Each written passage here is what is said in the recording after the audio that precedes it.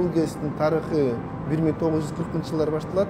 ГЭСти ошол кезде, ошол маалда аялдар менен кичинекей балдар салышкан дейт. Себеби 1941-жылы ата мекенде согуш башталгандан кийин биздин аталардын баары согушка кетип, баягы жумушчу кол аз болгондуктан ушул станцияны аялдар салыптыр. Каналды батыш чүй чоң канал деп коет. Ошо каналды кол менен качыптыр. Кирпичин коюштубу, бетонун куюштубу, швадыбы, жабдууларды ба специалисттерге монтаж жасагандан ана мындай общестроительный жумуштарга жалаң аялдар менен жаш балдар ушул жерде келип эмгектеништи. Бүгүнкү күндө бул станция күнүнө 130 000 киловатт саат электр энергиясы чыгарат.